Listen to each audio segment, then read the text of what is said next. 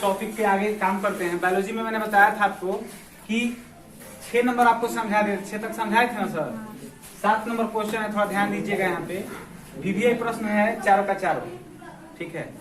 और जो वीवीआई प्रश्न है जो आपको दे दिया गया असाइनमेंट में, अगर अच्छे तरीके से आप समझ लेते हो तो उससे रिलेटेड कोई भी क्वेश्चन आएगा ना तो आप क्या कर सकते हो, बना सकते हो। जितना क्वेश्चन इसमें नोट कर दिया गया है उससे हट के कोई पूछने वाला नहीं है। तो इसलिए मैं कहना चाहूंगा यही कि इसको पूरी तरह से समझ लीजिए और समझ कर इसी को अपने तरीके से कॉपी में चढ़ा दीजिए। और चढ़ा दीजिएगा तो कोई दिक्कत नहीं होगा। Any have a problem? चलिए आइए देखते हैं बोर्ड पे। सबसे पहला क्वेश्चन कह रहा है कि मानव का निषेचन किस प्रकार संपन्न होता है, ठीक है। तो मैं इसको समझाने के लिए सबसे पहले एक नर को लेता हूं। देखिए यहाँ पे एक नर है, ठीक है। यहाँ पर एक नर है, दिखाई दे रहा होगा, जिसे हम बोल सकते हैं मैन। क्या बोल सकते हैं? मैन। अच्छा ध्यान दीजिए, मैन के जब मैथुन की क्रिया होती है, यानी जब जेंट्स कोई लेडीज से क्या कर रहा होता है, संबंध बना रहा होता है, तो उस समय मैथुन की क्रिया होती है। उस क्रिया को मैथुन कहा जाता है, ठीक है। तो मैथुन 2 प्रकार का होता है, एक हस्त मैथुन होता है, एक वो क्रियाकलाप मैथुन होता है। वो हम लोग बाद में बात करेंगे। लेकिन अभी जो बात आ रही है पॉइंट का कि निषेचन किसे कहते हैं। तो निषेचन में जो आदमी है यानी जो मैन है वो एक वुमेन। वुमेन मतलब क्या होता है सर? औरत होता है, महिला ही होता है, वुमेन हो गया, ठीक है। ध्यान दीजिएगा कि जो मानव निषेचन होता है उसमें मानव जो होता है, मेन जो होता है, मैन माने आदमी जो होता है, उसके शुक्राशय, उसके लिंग से मैथुन के समय उसके लिंग से करोड़ों, सोच लीजिएगा, करोड़ों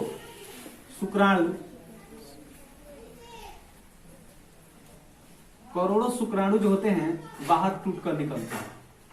फिर से इसको मैं कहना चाहूंगा आपके सामने।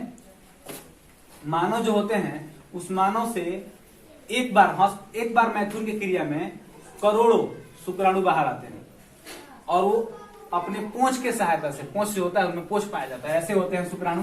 इनका चित्र में बना देना चाहूंगा, ठीक है। यही इनकी क्रियाएं होती हैं, ठीक है। और ये क्रियाएं नीचे तक होता है, ऐसे ही होते हैं शुक्राणु। और ये जो शुक्राणु आपको दिखाई दे रहा है, इसका ये पूंछ है। इसी पूंछ से वो रेंगते हुए, आइए हमारे खुले आंखों से दिखाई देने वाले नहीं है, ये भी ध्यान दीजिए। बहुत छोटे छोटे होते हैं, इतने छोटे छोटे कि वो माइक्रोस्कोप से देखा जाए तो वो पूर्ण रूप से दिखाई देंगे, एकदम सेम टू सेम ऐसे ही दिखाई देंगे। उनका 2 आंख और ये पूंछ दिखाई देगा। जिस तरह से मेढक जन्म ले लेते हैं कहीं भी पानी में, सेम वैसे ही मानव की भी प्रवृत्ति वैसे ही होती है। अब ये लड़का हो या लड़की हो, इससे कोई फर्क पड़ने वाला नहीं। ये हो गया आपका शुक्राणु, और ये शुक्राणु रेंगते हुए वुमेन मतलब औरत के बलवा द्वारा अंडाशय, ठीक है, अंडाशय में पहुंचते हैं। अब दोनों की क्रिया एकदम एक निश्चित समय से हो। उधर से अंडाशय बाहर आ रहा है, इधर से शुक्राणु के अंदर का कर रहा हो, प्रवेश कर रहा हो। अब प्रवेश करके जैसे ही गर्भाशय में चले जाते हैं तो निषेचन की क्रिया क्या हो जाती है, संपन्न हो जाती है। निषेचन हो गया। अब इस चीज को आप अच्छे तरीके से लिख सकते हो, बढ़ा चढ़ा कर लिख सकते हो, बस आपको समझ में आ गया होगा। तो फिर से मैं इसको बताना चाहूंगा कि मानव में निषेचन की क्रिया, क्वेश्चन आया हुआ एग्जाम में, मानव में निषेचन की क्रिया किस प्रकार संपन्न होती है। आप लिखिएगा कि मानव में निषेचन की क्रिया संपन्न करने के लिए, ठीक है, मादा और नर और मादा दोनों की आवश्यकता होती है। जो नर होता है, नर के मैथुन करते समय, नर जो है संबंध बनाते समय, मैथुन करते समय करोड़ों की संख्या में क्या निकलते हैं, शुक्राणु निकलते हैं, ठीक है। लिंग के द्वारा शुक्राणु निकलते हैं और उसी समय औरत के भी बलवा से अंडाशय बाहर आते हैं, ठीक है। और दोनों जो है अंडाशय और प्लस में शुक्राणु जो है अपने पूंछ के सहारे रेंगते हुए अंडाशय में क्या कर जाता है, प्रवेश कर जाता है एक निश्चित समय में। तो उसे कहा जाता है, अगर प्रवेश कर गया तो वो अंडाशय धीरे धीरे जाते हुए कहाँ प्रवेश करेगा, गर्भाशय में। गर्भाशय में अगर चला गया तो हम कह सकते हैं कि मानव का निषेचन संपन्न हुआ, ठीक है। चलिए हम अगले पॉइंट को समझेंगे, उससे पहले इस चीज को उतार लीजिए, ठीक है। वीडियो को थोड़ा पूछ के, लिंग निर्धारण किस प्रकार से होता है, ये समझने वाली बात है, बहुत आसान तरीके से समझ लेना है। मानव में लिंग निर्धारण किस प्रकार से होता है, तो एक बार खाली फिगर समझ लीजिएगा, उसी को लिख लीजिएगा। देखिए यहाँ पे समझिए, ये हो गया नर, जिसे आप मैन बोल सकते हैं, है ना। यहाँ पे देखिए ये मैन हो गया, थोड़ा अच्छा से नहीं बन रहा है, मैन हो गया। ध्यान दीजिएगा, सब लोग देख रहे होंगे। और ये देखिए मादा, कौन दादा? हाँ, वो मैन, ये वुमेन हो गए। इसको थोड़ा सा पतली बना दीजिए। अब देखिए यहाँ पे दिखाई दे रहा होगा सबको, यहाँ पे सब क्रोमोसोम जो होता है ना नर में जो क्रोमोसोम होता है, क्रोमोसोम जो नर में होता है वो होता है 22 प्लस XY।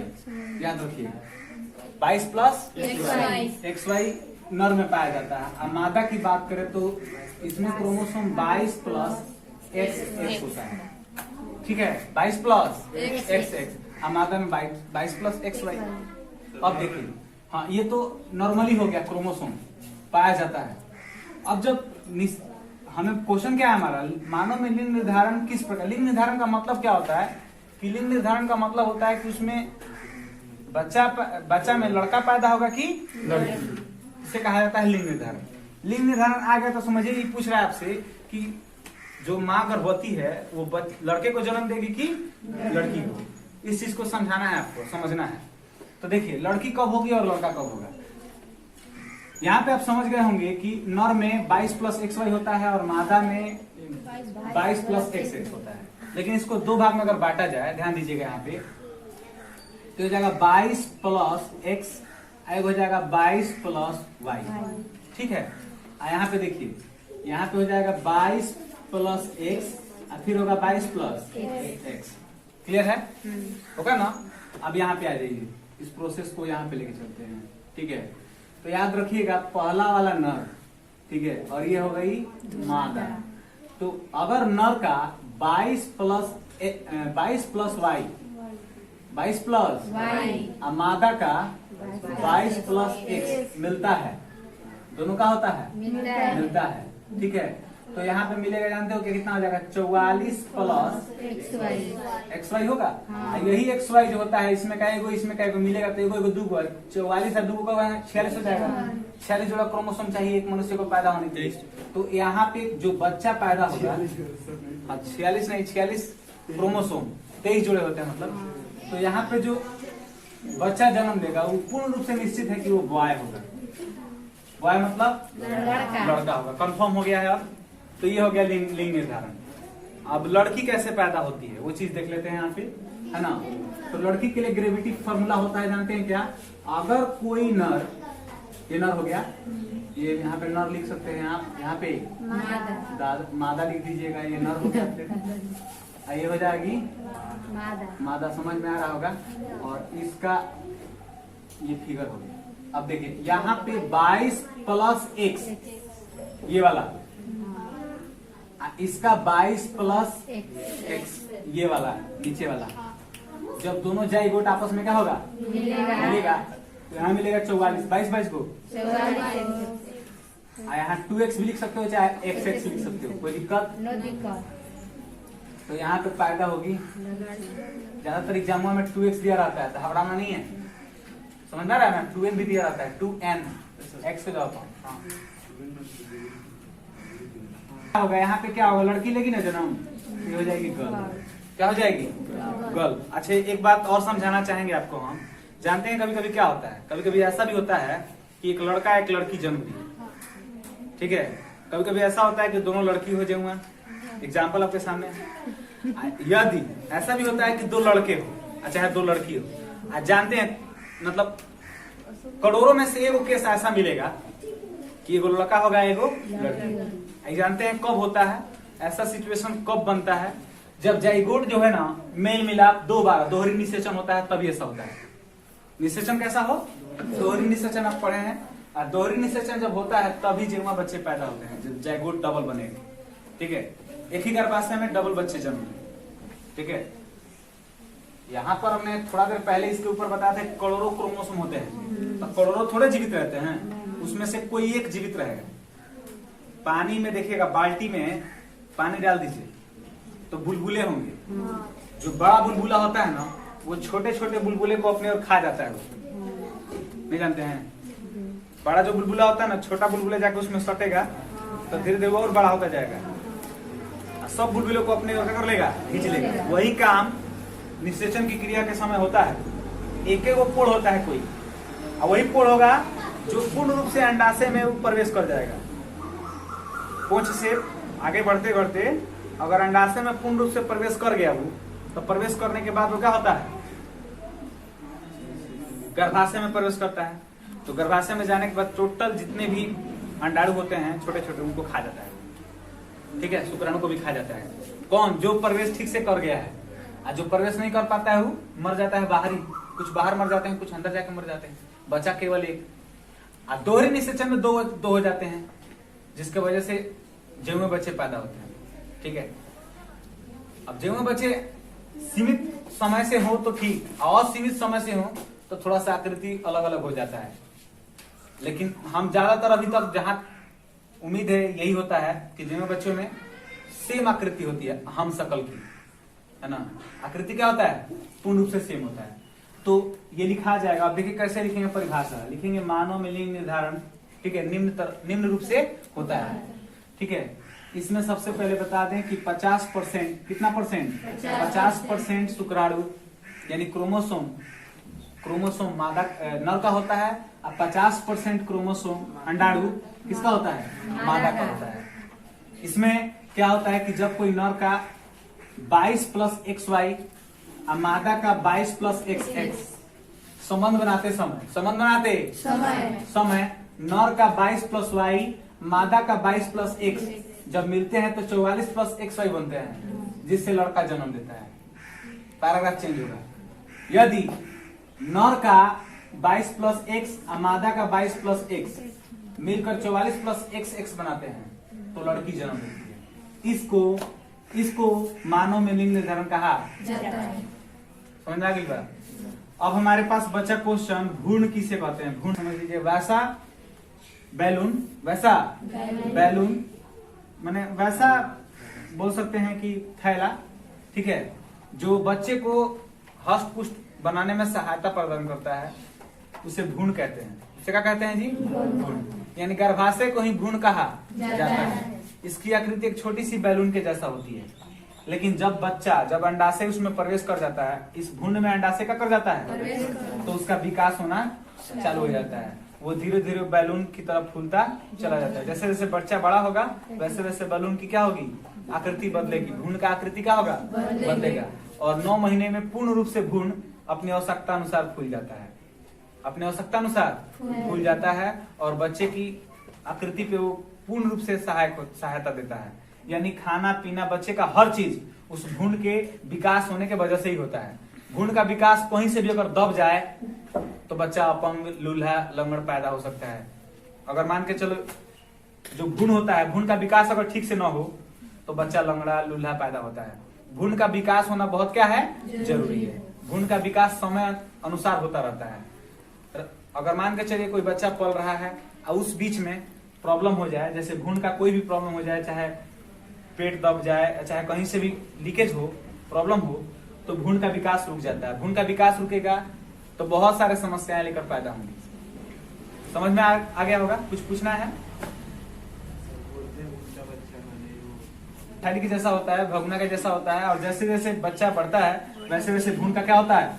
विकास होता है। और एक समय ऐसा आता है जब बच्चा 290 दिन का हो जाता है, 80 दिन का हो जाता है, तो भ्रूण का विकास पूर्ण रूप से फैल जाता है, यानी विकास हो जाता है। जब बच्चा पूर्ण रूप से हष्ट-पुष्ट हो जाता है तो उसे दुनिया देखने का मौका मिलता है, बाहर आता है। समझ में आ रही है? लास्ट क्वेश्चन बचा हुआ है, बांझपन क्या है, इसे कैसे दूर किया जा सकता है? ठीक है, तो बांझपन दोनों में होता है, नर में भी होता है और मादा में भी होता है। कैसे होता है दिखाना चाहूंगा मैं। देखिए, ये हो गया नर, क्या हो गया? नर नहीं, नर। नर में होता है 22 प्लस XY, होता है ना। ये हो गया मादा। कौन दादा? मादा। मादा में होता है 22 प्लस XX, ये ना होता है जी। याद रखिएगा, बहुत आसान है इसका परिभाषा देना। बांझपन क्या है? बांझपन क्या है ध्यान दीजिए, यहाँ पे देख रहे होंगे। इसमें जो शुक्राणु होता है, जैसे नर का जो शुक्राणु होता है, नर का शुक्राणु होता है, इतना पतलापन उसमें आ जाता है, इतना पतलापन आ जाता है कि जैसे ही लिंग से शुक्राणु बाहर आते हैं, लिंग से जैसे ही शुक्राणु का आते हैं बाहर आते हैं, बाहर आते समय ही क्या हो जाते हैं, उनकी अकाल मृत्यु हो जाती है, मर जाते हैं, अकाल मृत्यु हो जाती है। और मृत्यु होने के कारण, ठीक है, वो शुक्राणु मादा के अंडाणु में प्रवेश नहीं कर पाते हैं, इसलिए बाष्पन की क्रिया किसमें आ जाती है, नर में। ये नर का बीमारी हुआ, ठीक है। अब मादा की बीमारी क्या है, मादा में क्या है कि मादा में जो 22x + XX पाया जाता है, उसमें जो अंडाशय होता है, क्या होता है बाबू, अंडाशय, अंडाशय के थैली का दीवार, यानी थैली जैसा होता है अंडाशय, वो इतना पतला हो जाता है, इतना पतला हो जाता है कि बाहर आते ही, भगुना से बाहर आते ही अपने आप ये फट जाता है, कहीं से, कहीं ना कहीं से लीक कर जाता है। फट जाने की वजह से शुक्राणु इसके अंदर प्रवेश करे या न करे, उससे तो बात दूर की बात है। अगर ये शुक्राणु, जैसे मान के चलो नर ठीक है, मादा में गलती है, मादा में कमजोरी पड़ रहा है, किसका, बाष्पन का, तो अंडाशय बनेगा लेकिन साला बाहर आते ही फट जाएगा, तो इसके प्रवेश करने का तो दूर की बात है। मान के चलो कि नर सही है, मान के चलो कि क्या है, नर सही है, तो इस समय मादा में प्रॉब्लम है। मादा अगर सही है, इसका अंडाशय सही है, इसका अंडाशय क्या है, मजबूत है, तो इसका शुक्राणु में प्रॉब्लम है। शुक्राणु का होगा, निकलते ही, लिंग से बाहर निकलते ही क्या हो जा रहा है, मर जा रहा है, नष्ट हो जा रहा है, जिसकी वजह से इसमें प्रवेश नहीं कर पा रहा है। तब प्रवेश इसमें नहीं कर पाएगा तो इसका मतलब कमजोरी किसमें है, बाष्पन किसमें है, अगर अंडाशय में प्रॉब्लम है तो प्रॉब्लम किसमें है, मादा में। अब इसको दूर करने की बात की जा रही है, किसको दूर किया जाना है, बाष्पन को दूर करना है। तो बाष्पन को दूर करने के लिए सबसे बेहतरीन तरीका है कि नर जो है उसके शुक्राणु को बाहर न आने दिया जाए, उसको बाहर न आने दिया जाए। बाहर जैसे ही वो आ रहा है, उसको मशीनरी द्वारा, ठीक है, किसी तकनीकी द्वारा उसे बाहर जिलाया जाए, बाहर एक मशीन में उसे क्या किया जाए, जिंदा रखा जाए, किसको, शुक्राणु को। शुक्राणु जिंदा होगा, थोड़ा 2-4 दिन में वो पोड़ होगा, बड़ा होगा, शुक्राणु क्या होगा, बड़ा होगा। शुक्राणु जब बड़ा हो जाता है तो फिर मादा के अंडाशय में प्रवेश करा दिया जाए, प्रवेश करा दिया जाए, तो बाष्पन को दूर किया जा सकता है। किसके बाष्पन को, केवल नर के बाष्पन को दूर किया जा सकता है। अब मादा की बात सुनते हैं। मादा का जो अंडाशय है वो आते ही बाहर फट जा रहा है, तो मादा के अंडाशय को निकलते समय ही उठा करके मशीनी तकनीकी में रख दिया जाए, तकनीकी में मशीन में रख दिया गया। अब मशीन में रखने के बाद ये जो झिल्ली है, पतला झिल्ली, उस पर मोटा परत का होने लगेगा, बनने लगेगा, 2-4 दिन में मोटापन आ जाएगा, उसमें मोटापन आएगा। उसके बाद इस शुक्राणु को उठाकर अंडाशय में प्रवेश करा दिया जाए, और कराने के बाद किसमें डाल दिया जाए, मादा में डाल दिया जाए, ताकि स्वच्छ रूप से किसमें चला जाए, गर्भाशय में। गर्भाशय में गया तो निषेचन की क्रिया पूर्ण हो गई, पूर्ण हुई तो इसका मतलब क्या खत्म हो गया, बाष्पन खत्म। एक तरह से बाष्पन उसकी खत्म नहीं की जा रही है, उस औरत की बाष्पन खत्म नहीं हो रही है, और ना ही जेंट्स की खत्म हो रही है। ये मशीन द्वारा काम किया जा रहा है, जिसकी वजह से आने वाले समय में बच्चा जन्म देगा, बच्चा पैदा होगा, लेकिन अभी बाष्पन दूर हुई नहीं है। बाष्पन को दूर करने के लिए अब तरीका क्या है कि उसके लिए वीडियो को पुश कर दीजिए, मैं आगे बता